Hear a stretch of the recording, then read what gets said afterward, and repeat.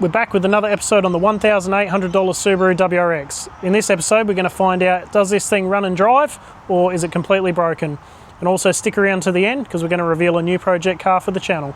So the flywheel's been machined, then we've picked up a extreme heavy duty clutch, and I've got a new rear main seal to go on there as well.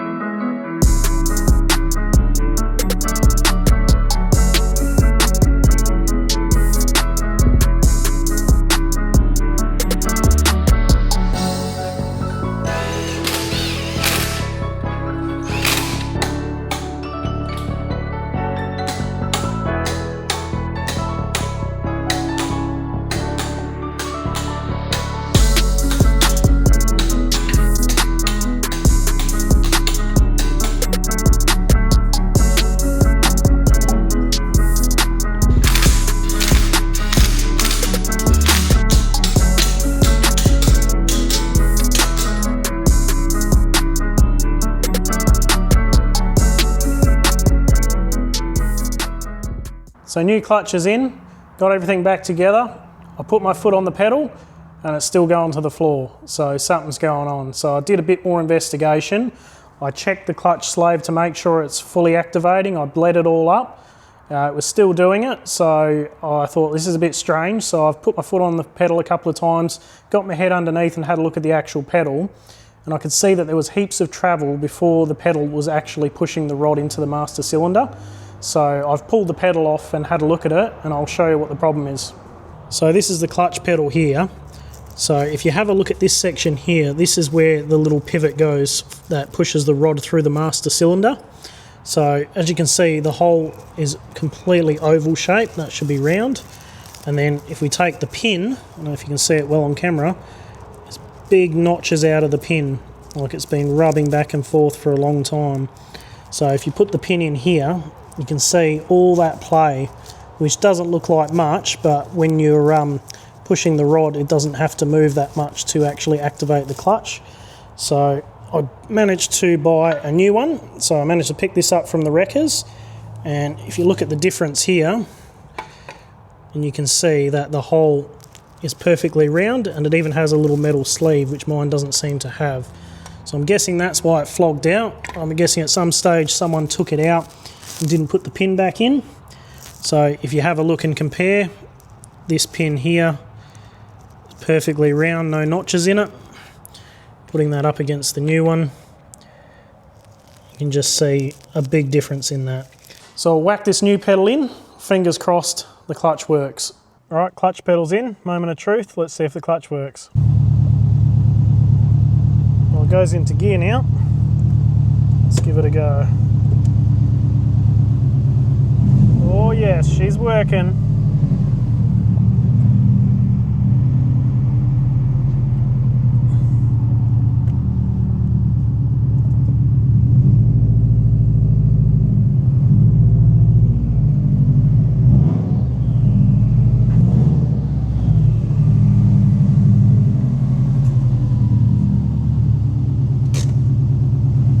I'd call that a success. So it's been a few weeks since I got the Subaru running and driving. I've tested everything on it. It all seems to work good. There was definitely nothing wrong with the gearbox. It goes into all the gears easy as. The clutch was definitely the issue with that, and especially the pedal. The pedal was the main issue, I think. I mean, the teeth were broken on the clutch plate, but the pedal definitely was not getting enough travel to actually engage it properly. So all fixed. runs and drives perfect. So the plans going forward, I'm going to pull it all back apart now. So what I'm going to do, I'm going to show you the new project car, which is new to you, but I've had it sitting for a while, and I'll explain what's going on. So this is my other Subaru WRX and the newest project car for the channel. So this one here is one I bought about 6 months ago. Thought I got a really good deal on it, but then not long after owning it, this happened.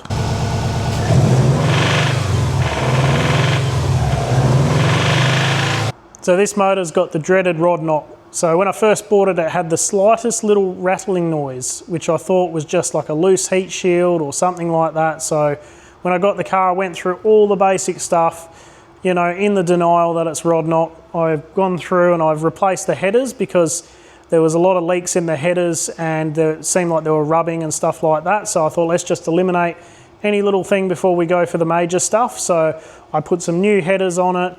The next thing to check was the timing belt.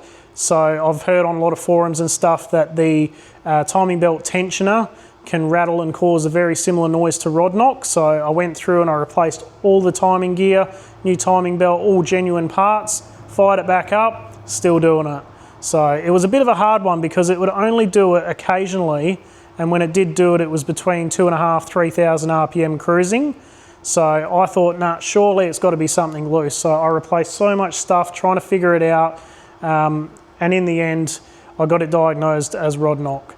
So that brings us on to what I'm going to do with the other car.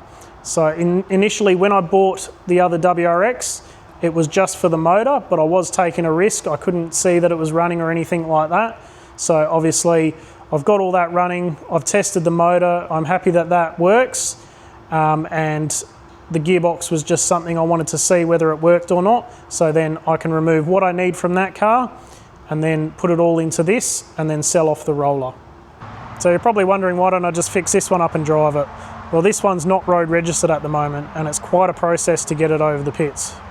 The next thing, it also needs some paint work, some body work, and it also has a lot higher kilometres on this than my other car. But the parts it does have that I need, some nice forged wheels, some quality lowered suspension, and most importantly, a working engine. So this one still needs a fair bit of work. As you can see, I've got a fair bit of clear coat fade on here, but I do have all the paint and everything to respray this properly. There's a couple of little dents and stuff to pop out, just some little ones like that, that'll come out pretty easy. This is also World Rally Blue colour, which I absolutely love. It looks awesome in person. And one cool thing about this WRX is it's actually a Peter Solberg limited edition. So I couldn't find a whole lot of info online about the Peter Solberg edition, but what I could find is that there was only 200 of these made in Australia, and they had the little placard on the shifter, as you can see, with the World Rally Championship win signed by Peter Solberg, and they also had an aluminium gear knob, and mine has the red Momo symbol on the wheel. I don't know if there was any other mechanical differences or anything like that with these ones, because there's not a whole lot of info out there, but if you know more about them or if you have one yourself, let me know in the comments below. But all in all, this is the better car to restore out of the two, so this is the one I'm going to build up.